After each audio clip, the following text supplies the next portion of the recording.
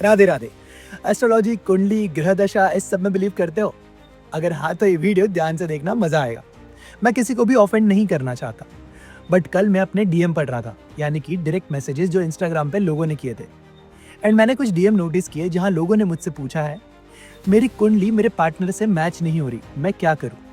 हमारी कास्ट अलग है, अब क्या करें? ज्योतिष ने बोला है कि अगर शादी करेंगे तो लाइफ बर्बाद हो जाएगी। तो अब मुझे कुछ समझ नहीं रहा।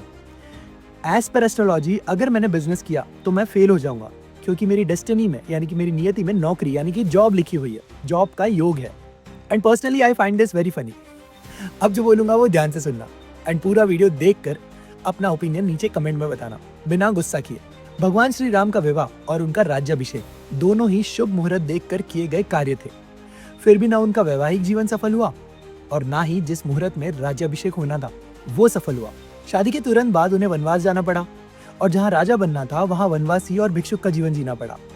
जब अंत में मुनि वशिष्ठ से इसका कारण पूछा गया तो उन्होंने स्पष्ट शब्दों में कहा, सुनहु भरत भावी प्रबल, बिलखी कहेहु मुनि न था, लाभ हानि जीवन मरण यश अपयश विधि था। अर्थ, जो विधाता यानी कि ईश्वर ने निर्धारित किया है वो होकर रहेगा। न प्रभु श्री राम के जीवन को बदला जा सका, न भगवान कृष्ण के जीवन को। और महामृत्युंजय मंत्र का तो पता ही होगा, इससे शिव जी का आह्वान होता है। कहते हैं कि इससे मृत्यु टलती है। अगर ऐसा था तो शिव जी स्वयं अपनी पत्नी सती की मृत्यु को क्यों नहीं टाल सके? न गुरु अर्जुन देव जी और न ही गुरु तेग बहादुर साहिब जी, यहाँ तक कि 10वें पातशाह गुरु गोविंद सिंह जी अपने साथ होने वाले विधि के विधान को टाल नहीं सके, जबकि ये सभी लोग समर्थ थे। न रावण अपने जीवन को बदल पाया और न ही कंस अपने जीवन को बदल पाया, जबकि दोनों के पास समस्त संसार की सारी शक्तियां थी, सारा ज्ञान था।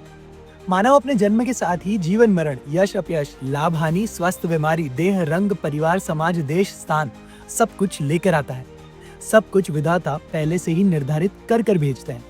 इसीलिए सरल रहें, सहज रहें, मन, कर्म, वचन से सदकर्म में लीन रहें।